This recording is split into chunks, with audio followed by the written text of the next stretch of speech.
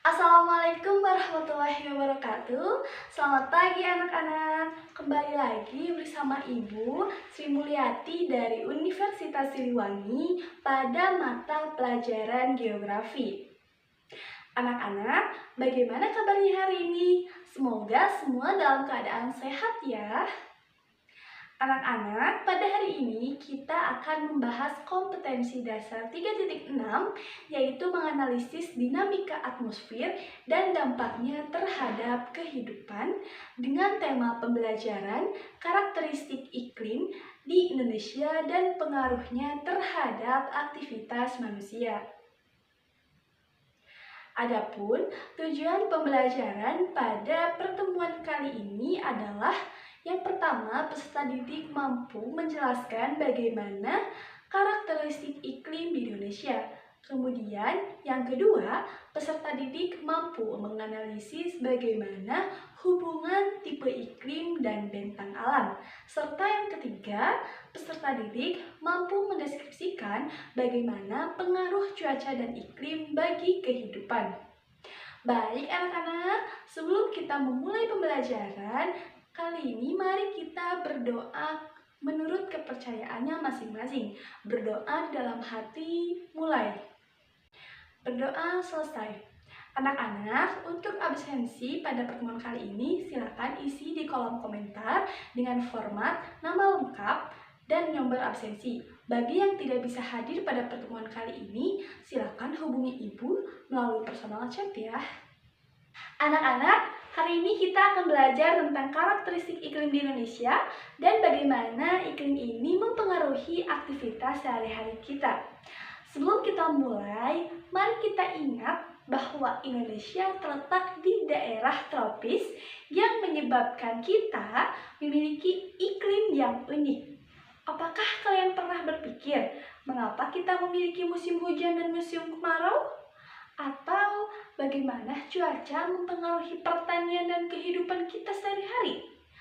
Selama pelajaran ini, kita akan menjelajahi pertanyaan-pertanyaan tersebut dan melihat bagaimana iklim yang kita miliki membentuk cara kita hidup dan bekerja.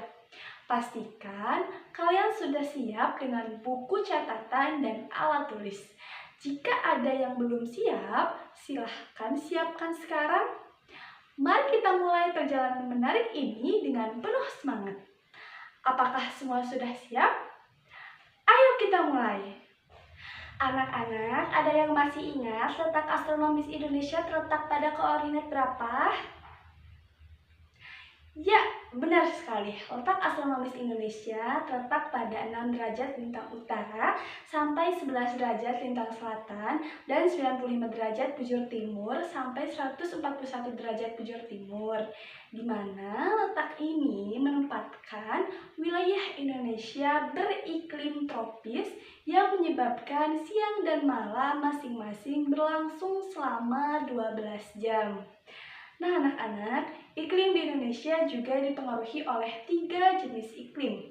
Yang pertama adalah iklim musim yang dipengaruhi oleh angin muson yang berubah setiap 6 bulan. Kemudian yang kedua adalah iklim laut yang dipengaruhi oleh luasnya wilayah laut yang menyebabkan banyaknya penguapan dan hujan. Serta yang ketiga adalah iklim panas. Iklim panas ini terjadi karena suhu yang tinggi yang meningkatkan penguapan dan potensi hujan. Nah anak-anak, ketiga jenis iklim ini menyebabkan curah hujan di Indonesia rata-rata mencapai 2.500 mm per tahun. Kondisi curah hujan yang besar didukung oleh penyinaran matahari yang cukup membuat Indonesia memiliki tanah yang subur dan tanah ini sangat cocok untuk kegiatan pertanian. Anak-anak, apakah kalian tahu bahwa wilayah Indonesia ini diapit oleh 2 benua dan 2 samudra loh? Benua itu adalah benua Asia dan benua Australia serta Samudra Hindia dan Samudra Pasifik. Letak geografis ini menyebabkan Indonesia dipengaruhi oleh sirkulasi monsun yang menyebabkan adanya musim hujan dan musim kemarau di Indonesia. Nah, anak-anak, musim hujan ini terjadi dari bulan Oktober sampai dengan bulan April saat angin monsun bergerak dari benua Asia yang sedang mengalami musim dingin ke benua Australia yang sedang mengalami musim panas. Angin ini kita kenal dengan sebutan angin monsun barat. Angin ini membawa banyak uap air dari Samudra Hindia dan sebagian besar wilayah Indonesia yang menyebabkan hujan dengan intensitas tinggi pada bulan Oktober sampai dengan bulan April. Kemudian, musim kemarau di Indonesia berlangsung dari bulan April sampai dengan bulan Oktober. Pada periode ini, angin monsun bergerak dari benua Australia yang sedang mengalami musim dingin ke benua Asia yang sedang mengalami musim panas. Angin ini kita kenal dengan sebutan angin monsun timur. Karena angin ini membawa uap air dalam jumlah rendah karena melewati laut-laut yang sempit di sekitar kepulauan Indonesia di sebelah selatan Khatulistiwa. Sehingga intensitas curah hujan pada bulan April sampai dengan bulan Oktober ini sangat rendah. Akibatnya menyebabkan Indonesia mengalami musim kemarau. Bisa dilihat pada gambar di samping. Gambar di samping merupakan peta perkiraan musim kemarau di Indonesia pada awal tahun 2024. Oke anak-anak, pengaruh iklim juga dapat dipengaruhi oleh vegetasi. Hal ini dapat dilihat pada klasifikasi iklim menurut Junghun yang berdasarkan pada ketinggian tempat yang terbagi ke dalam 4 zona. Yang pertama adalah daerah panas dengan ketinggian 0 sampai 600 mdpl, cocok untuk tanaman perkebunan seperti kopi, karet, tembakau, coklat, dan kelapa. Kemudian pada daerah sedang dengan ketinggian antara 600 sampai 1500 mdpl, cocok untuk tanaman perkebunan seperti kopi, teh, kina, dan karet. Yang ketiga adalah daerah dingin dengan ketinggian 1500 sampai 2500 mdpl, cocok untuk tanaman kopi, kina, sayuran, dan pinus. Dan daerah yang paling dingin dengan ketinggian 2500 sampai 3500 mdpl, cocok untuk tanaman rumput-rumputan kerdil dan juga lumut-lumutan. Selanjutnya adalah hubungan tipe iklim dan bentang alam. Tumbuhan menutupi sebagian besar daratan di bumi. Komunitas tumbuhan di suatu daerah dapat menjadi indikator iklim yang paling sensitif, terutama panas, kelembapan, dan sinar matahari. Artinya, komunitas tumbuhan yang berbeda menunjukkan iklim yang berbeda. Komunitas tumbuhan yang berbeda-beda itu terbagi ke dalam 4 golongan. Nah, yang pertama adalah hutan tropis. Hutan tropis ini terdiri dari tumbuhan berpohon besar dan rindang. Hutan ini berada di daerah yang memiliki suhu dan curah hujan yang tinggi. Hutan ini sangat lebat, sinar matahari tidak dapat menembusnya. Nah, anak-anak, sebaran hutan hujan tropis di Indonesia ini terdapat di Pulau Kalimantan, Sulawesi, Sumatera, dan Papua. Yang kedua adalah hutan musim. Keberadaan tanaman di hutan musim bergantung pada musim. Hutan ini terdapat beriklim sedang. Hutan musim juga disebut sebagai hutan meranggas. Artinya, daun-daun meranggas di musim kemarau dan akan tumbuh lagi pada musim hujan. Sebaran hutan musim di Indonesia berada di Pulau Jawa dan Pulau Sulawesi.